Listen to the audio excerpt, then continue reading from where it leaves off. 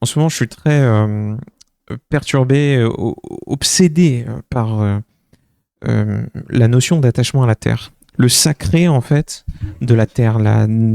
Les gens qui veulent absolument continuer de vivre là où ils vivent, la terre natale, et puis même la terre promise. Hein, voilà, je ne vais pas parler de religion. Voilà, je considère que toutes les religions ont un problème avec ça, ont plein de problèmes. Hein. Je considère que toutes les religions n'ont quasiment que des problèmes. La notion de religion, en fait, c'est corrélé quasiment parallèlement avec la notion de problème. Mais voilà, euh, en fait, je suis perturbé voilà, par cette notion d'attachement à la Terre. J'en ai parlé dans la vidéo qui s'appelle le souci humaniste, la take humaniste qui va tuer des millions de gens. Je crois un truc comme ça, c'est le nom de la vidéo, un truc du genre. Euh, et pour faire simple, vous prenez par exemple la Thaïlande. En Thaïlande, dans toutes les maisons, tous les apparts, vous avez des climatisations partout, partout, partout. Que des clims partout, partout. Et c'est simple. La Thaïlande préférera brûler le monde en entier que d'arrêter de mettre des clims partout et de les utiliser à foison. Et quand il fera plus chaud, ils utiliseront les clims plus forts. C'est tout. Et ils mettront même plus de clim, ils en mettront dans les rues, en fait. Ils en mettront devant les hôtels et dans les stations-service pour qu'il fasse frais même dehors. Ils feront ça, en fait. Et et en fait, vous allez me dire, ouais, mais c'est déjà ce qu'ils font à Dubaï. Mais oui. C'est-à-dire qu'en fait, Dubaï, c'est la Thaïlande dans le futur. Il faut imaginer ce que Dubaï sera dans le futur. Dubaï, en fait, c'est le kikimètre de l'écologie. Ça nous permet comme ça de savoir finalement quels seront les comportements humains les plus extrêmes, en fait. Parce qu'en fait, le problème en fait environnemental, le fond de cette vidéo, c'est de dire il faut comprendre que quand on construit, on a des notions d'environnement à prendre en compte. Et ça va rentrer en compte dans certaines choses. Par exemple, il y a des pays entiers qui doivent se délocaliser. C'était finalement la take de la vidéo d'avant, mais là, on va aller plus un peu dans des notions beaucoup plus locales. Mais en gros, il y a des pays entiers qui devraient se délocaliser. Et je suis désolé, les gars, on ne peut pas être dans le respect des États dans leur forme actuelle et, et en même temps être écolo. Ce n'est pas possible, ce n'est pas compatible. Par exemple, les gens critiquent tout le temps les projets qu'ils font à Dubaï, partout dans ces endroits-là, mais aux Émirats Arabes Unis. Mais en fait, on ne peut rien construire sur le désert sans que ce soit un désastre écologique. Vous prenez même la nation la plus clean, la nation la plus anti-esclavage du monde, la plus pro n'importe quoi. Ce sera forcément un désastre écologique et puis en plus dans des conditions de travail atroces. C'est obligé en fait. Ce n'est pas possible en fait. Tu ne peux pas construire dans un désert sans que ce soit un désastre écologique by design. Ça ne fonctionne pas. Il y a des environnements dans lesquels c'est beaucoup plus dur de construire que dans d'autres. Voilà, c'est tout. Et du coup, aujourd'hui, on va parler de quelque chose qui sont un peu plus local. Donc là, j'ai codé une simulation. Et j'ai eu cette idée après avoir vu la vidéo de MrBeast qui essaye d'acheminer de l'eau à des gens et tout un peu partout et qui sont perdus dans des reliefs complètement inaccessibles. Je trouvais ça complètement stupide en fait. Enfin, pas que lui fasse ça, même si bon, on peut critiquer la démarche, mais disons que je trouve le problème stupide, la solution stupide, le fait que les gens se réjouissent stupide, je trouve tout nul en fait dans cette vidéo, ça me fait doumer, je me dis mais c'est une humanité de débile en fait. Donc qu'est-ce qu'on va faire? Alors, on va poser une petite centrale électrique. L'idée, ça va être de poser un truc. On va imaginer une ville un peu portuaire. Je mets la centrale électrique proche de l'eau. Je l'excentre un peu. Comme ça, c'est pas non plus trop optimisé by design. On se met en mode pinceau et hop là. Donc là, je construis et ça va générer un réseau. Ça construit en même temps le réseau. Donc le réseau s'actualise en temps réel. Dans la vraie vie, le réseau, on le construit et on le construit sur de l'existant. Donc ça veut dire que dans la vraie vie, le réseau, il serait un peu moins optimisé que ça. Donc voilà, j'ai essayé d'être relativement indulgent sur mon truc. Quand on clique plusieurs fois sur une même maison, ça la fait grossir, mais en fait, ça symbolise le nombre d'étages de cette maison. Par exemple, cette maison a 7 étages. Voilà. Et du coup, en fait, là, on peut créer une ville avec des maisons à étages, une ville relativement dense, et on voit des coûts à droite. Donc voilà. Ces coûts, c'est donc le coût total, donc, qui prend en compte tous les autres paramètres que je vais citer ensuite. Donc, le coût de construction, qui est un coût unique. Et le coût de maintenance, c'est le coût opérationnel. Alors, le coût de construction est beaucoup plus élevé que le coût de maintenance et opérationnel, donc je les ai séparés. Enfin, on voit la différence avec le coût total, en fait. Mais en gros, voilà. Donc, la maintenance, c'est la maintenance du réseau. L'opérationnel, c'est l'envoi de l'énergie dans le réseau, le coût de transmission de l'énergie dans le réseau. Voilà, on a une ville et on a ça en coûts qui se sont créés. Donc un coût opérationnel qui monte, un coût en maintenance qui est pas si élevé que ça parce qu'en fait la ville est dense et donc le coût de maintenance augmente pas autant que le coût opérationnel parce qu'en fait tout est plutôt à proximité et donc intervenir c'est facile, que le contexte de la ville fait que les choses se dégradent moins rapidement parce que moins d'aléas, moins de problématiques dues aux intempéries, à je sais pas, à la corrosion, des trucs comme ça en fait qui sont plus puissants dans la nature, plus importants dans la nature. Il y a plus de bestioles qui peuvent abîmer les choses, plus de, de, de problèmes qui peuvent arriver. C'est-à-dire que si tu mets un tuyau sous du béton, généralement, il y a moins de problèmes que si tu mets un tuyau à travers une forêt, en fait. C'est un peu ça l'idée. Et puis, tout est plutôt proche, donc intervention rapide et détection des problèmes rapides. Donc tout ça, en fait, j'ai essayé de les calculer. Alors, on n'a pas un coût qui est réel, qui est forcément réel. On ne peut pas envoyer ça au Parlement et leur dire faites ci, faites ça. C'est pas des coûts qui sont réels, mais c'est des ordres de grandeur, en fait. J'ai essayé d'avoir des ordres de grandeur qui sont réalistes. Donc, qu'est-ce qui se passe maintenant si on a un petit village perdu derrière la montagne, là-bas? Boum! Ok, donc les coûts de construction sont envolés. Bon, ça c'est normal parce qu'il va falloir traverser la montagne, gérer avec le relief, etc. Créer un méga tuyau qui permettra d'acheminer. Et puis ensuite, à côté, on peut rajouter voilà, quelques petites maisons. Et comme ça, vous voyez, il y a aussi cette notion d'optimisation. J'ai créé un méga tuyau. C'est pas plein de petits tuyaux qui partent jusque là-bas. Il y a un méga tuyau qui est créé. Ça, on essaye d'optimiser quand même. Hein, vous voyez, j'ai pas été impitoyable. Hein. Je vous le dis, j'ai été extrêmement indulgent. Et n'oublie pas le fait que le truc fait que de s'actualiser. Donc ça actualise toujours pour être le plus optimisé possible. Alors que dans la vraie vie, ça ne s'actualiserait pas. Si par exemple là, je mettrais vous voyez, si je mets un truc ici, vous voyez que le tuyau s'actualise. En réalité, il aurait fallu dépenser un peu plus. Mais bon, là, déjà, les coûts sont assez énormes. Et du coup, voilà ce qui se passe quand on ajoute, je sais pas, quelques personnes à droite à gauche qui construisent leur maison. Et voilà, en fait, ça crée des infrastructures qui en fait, deviennent très coûteuses. Hein, vous le voyez. Et en gros, si on va rajouter un peu plus, on va essayer de vraiment créer des petits hameaux à quelques endroits. Alors, au niveau calcul, hein, c'est assez... mon PC est en train de bien chauffer là parce que faire des calculs du genre, pour ceux qui connaissent, ça peut être très très coûteux et donc il y a des approximations, il y a quelques petites erreurs et tout. Mais je vais pas... ces erreurs sont un peu, on va dire, diluées dans toutes les formes d'indulgence, on va dire, qu'il y a dans le système. Donc voilà. Et puis aussi, vous voyez qu'il y a des petits hauts et bas, puisqu'en fait, la réactualisation du système fait que des fois, il réussit à le réactualiser en plus optimisé. Mais globalement, on a vu la tendance. Voilà.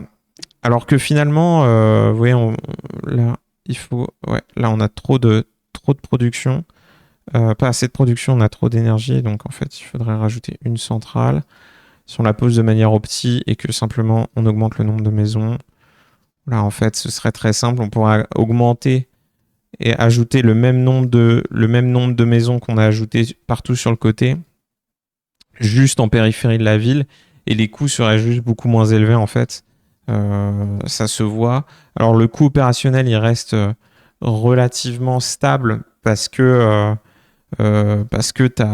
t'as cette notion en fait la notion de parce qu'en fait il est très majoritairement dépendant de simplement le nombre de foyers à optimiser.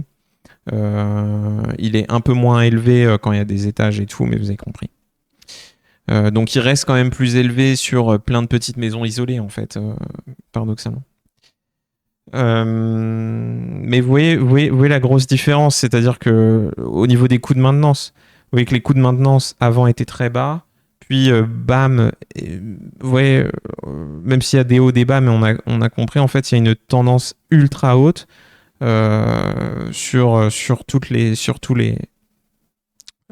juste pour gérer en fait tous les villages. Et puis ensuite en fait si on construit en périphérie, on voit que les coûts de maintenance augmentent mais restent très très bas.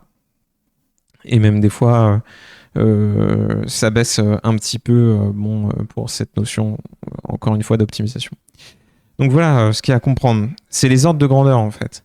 C'est que c'est énorme, en fait. C'est énorme. Le coût est énorme. Bon. Je sais pas quoi vous dire, les gars. Il y a des gens qui restent chez eux...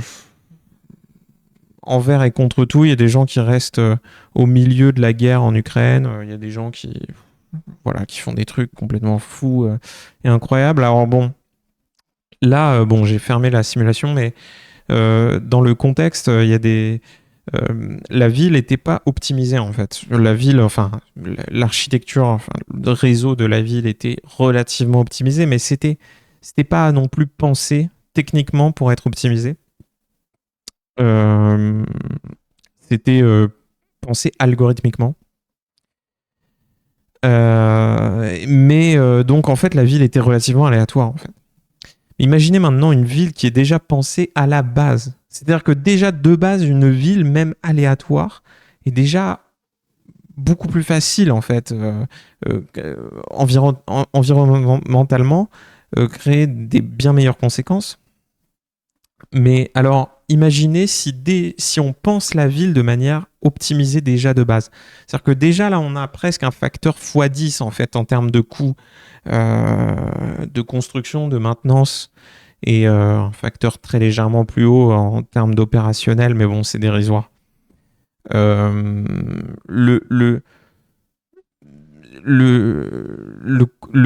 Imaginez si la ville en plus est optimisée. Ce serait peut-être pas x10, ce serait peut-être x20, x30, x40. Alors il y a un projet, ce qui est marrant, petite anecdote, il y a un projet d'une ville optimisée qui avait été fait par Walt Disney himself, les gars. Il a acheté des terres en Floride et il a dit « Je vais construire une ville qui sera la ville la plus optimisée du monde. » Vous voyez ? C'est ce qu'on appelle le projet Epcot.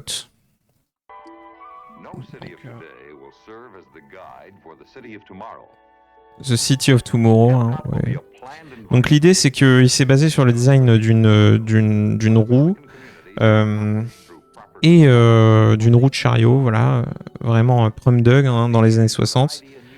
Et l'idée c'est d'avoir un centre commercial et un centre d'affaires au milieu de la ville et des zones pavillonnaires, des appartements puis zones pavillonnaires sur la périphérie. Énormément d'espaces verts, un espèce de dôme au centre. Alors c'est pas un dôme, c'est plutôt un toit couvert, là c'est ce qu'on voit ici, un toit couvert avec des petits hublots, mais voilà. Qui permet en fait d'avoir un climat toujours tempéré à l'intérieur. Alors, ça aurait été possible ce qui est marrant, c'est qu'en fait, tous les projets de dôme ont souvent échoué, mais en fait, dans cette forme-là, c'est un peu plus possible que d'autres projets de dôme qui ont été testés et qui ont échoué. Et du coup, il y aurait voilà, ils expliquent un petit peu tout. Il y aurait aussi cette notion de people movers. Alors les people movers, alors oui, alors, avant les people movers, souterrain avec parking souterrain dans lequel les voitures peuvent circuler. Je crois qu'ils le montrent pas là, ils le montrent peut-être après. Mais en gros, parking souterrain dans lesquels les voitures peuvent circuler. Il y a aussi des endroits pour acheminer des ressources avec du coup les camions avec 2 niveaux. Donc c'est ce qu'ils montrent ici. Donc les voitures peuvent circuler et puis en fait grand parking souterrain au centre qui permet en fait de quelqu'un de prendre la voiture et de partir de la ville.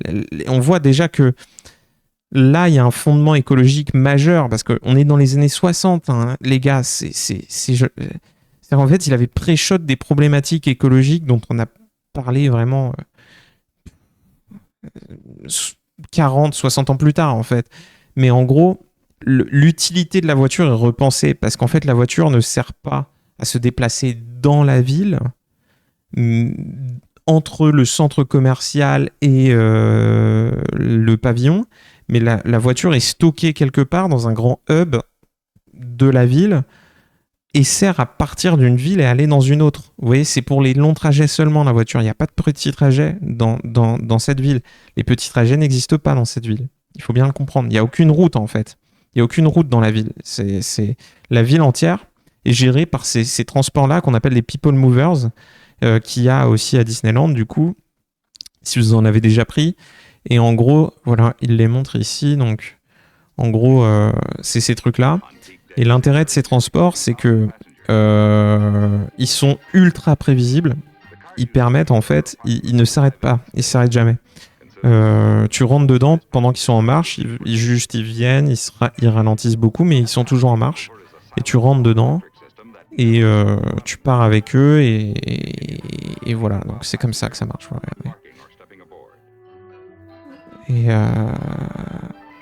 Et du coup, voilà, en fait, tu rentres même dans une plateforme tournante qui te donne du coup le feeling que le truc n'est quasiment pas en mouvement en fait. Vous voyez, c'est ultra astucieux. Ça permet du coup que par exemple les papilles rentrent un peu plus facilement dedans, vous avez compris, ce genre de choses. Et donc en fait avec des transports comme ça, on arrive toujours à l'heure. On a beaucoup moins de problèmes de panne quelconque. On a beaucoup moins de problèmes comment dire, d'arrêt quelconque sur la voie et tout. Euh, vous voyez, tout est optimisé, espace vert au max autour de banlieues. Donc ça, c'est les zones pavillonnaires. Et avec aire de jeu, avec absolument tout. Voilà, la ville du futur. Et donc, ça n'a pas été fait. Pourquoi ? Parce que ce film est sorti en 1966, et en 1966, il s'est aussi passé quelque chose. C'est que le porteur du projet, Walt Disney himself, est mort, en fait, est décédé. Il est décédé quelques mois après la sortie de ce projet. Je ne sais plus exactement combien, peut-être 2-3 mois.